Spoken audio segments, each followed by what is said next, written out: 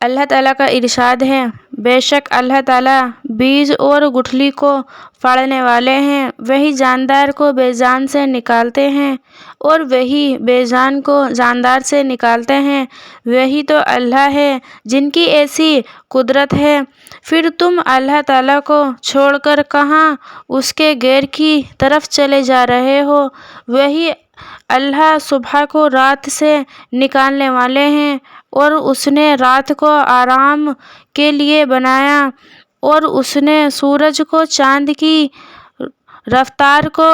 حساب سے رکھا، اور ان کی رفتار کا حساب ایسی ذات کی طرف سے مقرر ہے جو بڑی قدرت اور بڑے علم والے ہیں۔ اور اس نے تمہارے فائدے کے لیے ستارے بنائے ہیں تاکہ تم ان کے ذریعے سے رات کے اندھیروں میں خشکی اور دریا میں راستہ معلوم کر سکو۔ اور ہم نے یہ نشانیاں خوب کھول کھول کر بیان کر دیں ان لوگوں کے لیے جو بھلے اور برے کی سمجھ رکھتے ہیں، اور اللہ تعالیٰ وہی ہیں جنہوں نے تم کو اصل کے اعتبار سے ایک ہی انسان سے پیدا کیا، پھر کچھ عرصے کے لیے تمہارا ٹھکانہ زمین ہے، پھر تمہیں قبر کے حوالے کر دیا جاتا ہے۔ بے شک ہم نے یہ دلیلیں بھی کھول کھول کر بیان کر دی ان لوگوں کے لیے جو سوجھ بوجھ رکھتے ہیں، اور وہی اللہ تعالیٰ ہیں جنہوں نے آسمان سے پانی اتارا اور ایک ہی پانی سے مختلف قسم کے نباتات کو زمین سے نکالا، پھر ہم نے اس سے سبز کھیتی نکالی، پھر اس کھیتی سے ہم ایسے دانے نکالتے ہیں جو اوپر تلے ہوتے ہیں، اور کھجور کی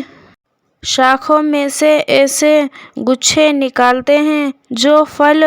کو بوجھ کی وجہ سے جھکے ہوئے ہوتے ہیں، اور پھر اسی ایک پانی سے انگور کے باغ اور زیتون اور انار کے درخت پیدا کیے جن کے پھل رنگ، صورت، ذائقہ میں ایک دوسرے سے ملتے جلتے بھی ہیں اور بعض ایک دوسرے سے نہیں بھی ملتے۔ ذرا ہر ایک پھل میں غور تو کرو، جب وہ پھل لاتا ہے کہ بالکل کچا اور بدمزہ، اور پھر اس کے پکنے میں بھی غور کرو کہ اس وقت نام صفات میں کامل ہوتے ہیں۔ بے شک یقین والوں کے لیے ان چیزوں میں بڑی نشانیاں ہیں۔ رسول اللہ صلی اللہ علیہ وسلم کو یہ ارشاد فرماتے ہوئے سنا، میری ساری امت معافی کے قابل ہے سوائے ان لوگوں کے